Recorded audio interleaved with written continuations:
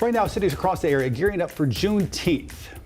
The Juneteenth is, of course, federal holiday marking the official end of slavery here in the U.S. Now, the holiday is on June 19th, but many cities are kicking off their celebrations this weekend. That includes Gastonia, which is set to host its 7th annual EbonyFest Juneteenth Festival. But amid the celebration, city leaders are making a big change that could set a new precedent for local festivals in general.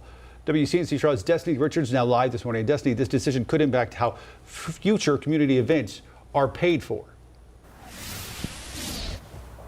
Yeah, that's right. In the case of EbonyFest, their largest expenses, things like food trucks, live music, vendors, and the fireworks show, all mostly paid for by the organizers themselves with some support from the city. But in January, a change went into effect. A new policy now makes it so nonprofits now are financially responsible for this city's support. So things like police, fire department, and street closures are included with that. So under this change, EbonyFest organizers would have been forced to pay more than $15,000 out of pocket this year for the two-day festival. In response to that, Tasha White, the EbonyFest founder, took her case to the City Council on May 20th. After weeks of consideration and some heated discussion in City Council chambers, council members agreed to cover the cost this year and to make it an official city-run event starting next year. We'll have access to the parking lots. We'll be able to utilize whatever resources the city has available. We get perks like they post it on the city page. They share it with all the city residents through their kiosk here. So there's a lot of great perks that come with being a city event. And I am overjoyed. Gastonia City Council finalized the logistics at their June 3rd meeting, including agreeing to pay $5,500 for this year's fireworks and the decision to make the event a one-day festival on Juneteenth going forward. They also plan to revisit the in-kind service policy down the road, which could mean changes for future festivals.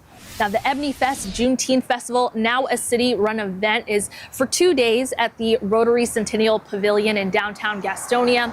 First day is this Saturday, 2 to 8 p.m. with a parade down Main Street at 3. And then on Juneteenth, a week from today, that's day 2. It'll be from 6 to 10 p.m. Same area with a fireworks show at the end around 9:30. I'll send it back to you guys live here from Gastonia. Destiny, it sounds like they have a lot planned for this festival. We heard the organizer say she was overjoyed with this decision. Do we know what ultimately convinced the city leaders in Gastonia to step in and take over the festival? Yeah, so really from watching that May 20th meeting, the in-kind policy change was mostly due to financial reasons on the city's part, but it was really brought to the attention of City Council because of this Juneteenth celebration, particularly Tasha White, as well as some supporters on her team, folks with the Highland Festival, which is also popular in Gastonia. They came forward to say that for the city to not provide in-kind services, to not fund this and put the bill entirely on them would simply be unfair.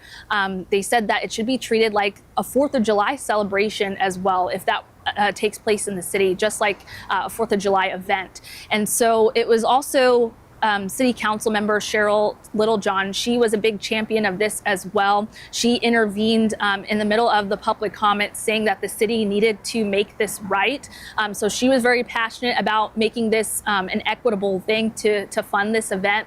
And they went even farther, again, than just providing the in-kind services for this year. They decided to make this a one-day festival that has the stamp of the city of Gastonia on it. So that is going forward into next year and beyond. It's really just to allow this Juneteenth celebration, which is so important to the community, grew from just a few hundred people 7 years ago to more than 1,000 people, up to 3,000 people now. And because it's so impactful in the community, that was really the appeal that was made to City Council in order to really get behind this event. And of course, this in-kind service policy will affect a lot more events like this, nonprofit events and festivals in the city in the future. So still something that's top of mind for City Council. And it is a federal holiday. All right, Destiny Richards, you're live for us this morning. Thank you so much for that report.